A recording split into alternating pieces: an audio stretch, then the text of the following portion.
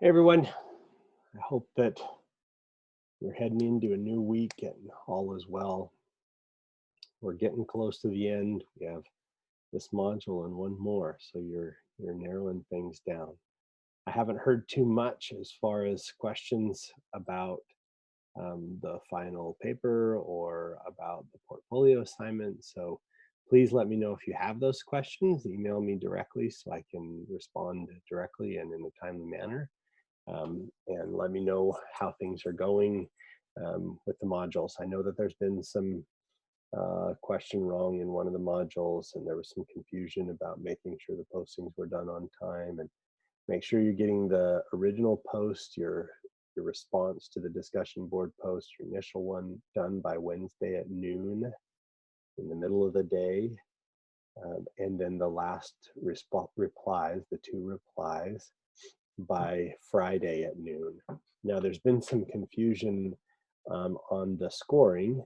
If you'll notice that if you did perfectly on your module postings and did the original posting and then did the response, you will have gotten 10 out of 40. That doesn't mean that 10 out of 40 for that assignment, but the grade book has 40 points possible for the discussion board postings for the rest of the semester. And so for the four different modules where we have discussion board postings, there's 10 points each. And so if you have in there a 10 out of 40, that means on the very first one, you got a perfect score. And hopefully that will continue. And remember, as outlined in the kind of secondary syllabus, that those points are allocated 4 points for the original post and 3 points for every subsequent response. So that's a total of 2 of the 3, and then the 4 point total. So that's 10. Um, today's module, now breaking into the content for today's module.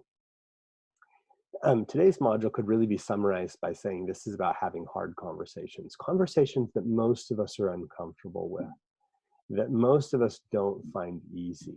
Think about your comfort with conflict. And I know from experience that a lot of you, even human service folks, a lot of you are very uncomfortable with conflict. You don't like it.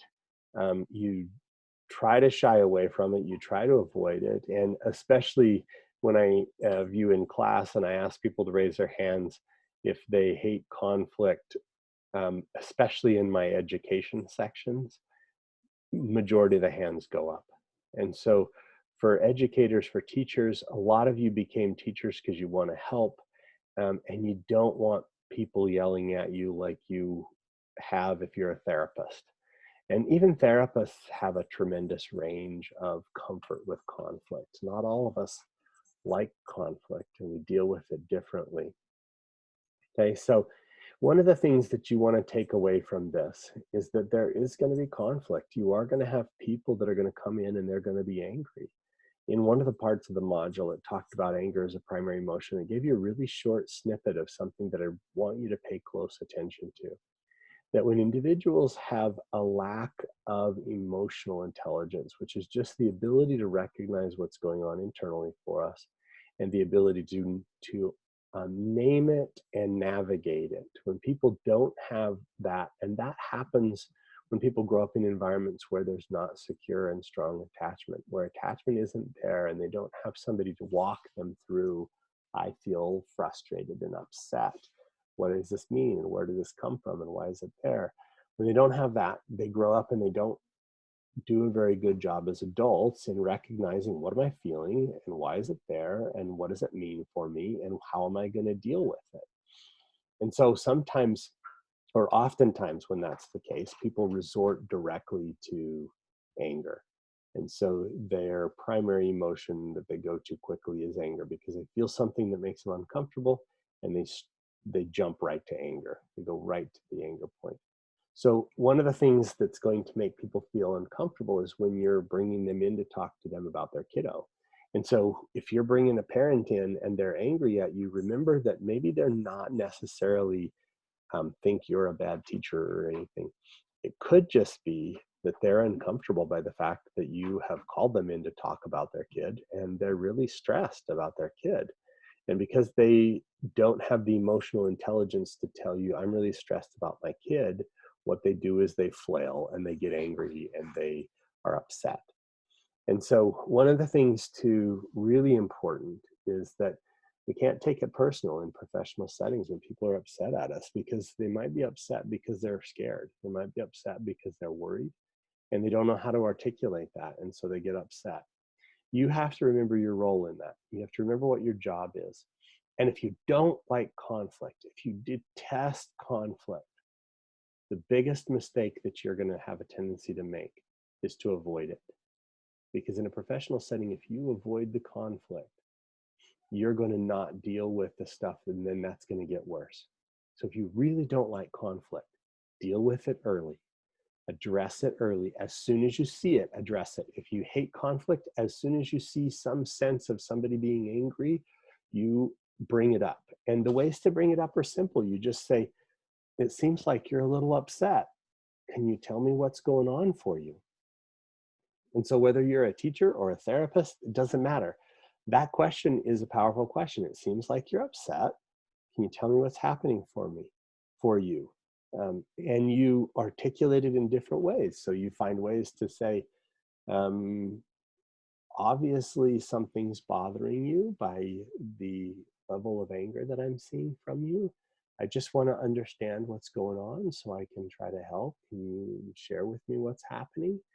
When you say something like that and you keep your tone down, you stay here instead of get your amygdala triggered and run panicky saying they're angry, oh my goodness, this is going to be bad. You stay here, stay grounded, keep your voice calm. So you're telling them, I can tell you're upset, and you can convey to them, no matter what's going on inside, you convey to them professionally that you can handle them being upset at you, and that as a group, as a team, you can work through it. And you can, as you keep your intensity calm and as you stay here, you can keep them calm. And so learning to address it as soon as it seems to be arising is really, really important. Now, as a therapist, sometimes you're going to let that go, right? As a human service person, you're going to let them um, voice their frustration for a little bit before you try to calm them down. Because as a therapist, you might want to see what that looks like when they get upset. And you might want to be able to understand when they get upset how they treat their spouse or how they treat their partner. You also might want to allow them to get upset so you can walk them through how to calm themselves down. So when I have a client that I'm working with, when they get really upset, it's a good opportunity for me to say, okay, when you're this upset, what do you do about it? And so I can help them learn to self-regulate that way and kind of teach them that emotional intelligence that other people don't. As a teacher, that's not really your job. And so I wouldn't worry about, as a teacher, I wouldn't worry about trying to let them escalate so you can help them de-escalate. As soon as you see signs of anger, as soon as you see signs of frustration, bring it up, because then you can address it before they get super upset and storm out and threaten to talk to the principal, or storm out and go talk to the principal.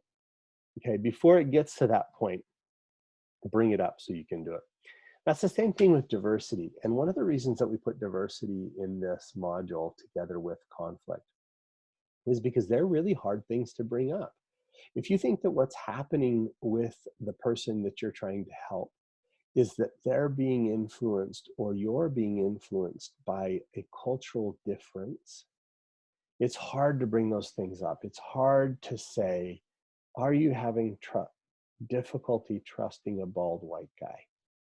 And so you have to say it more delicate than, do you not trust bald white guys?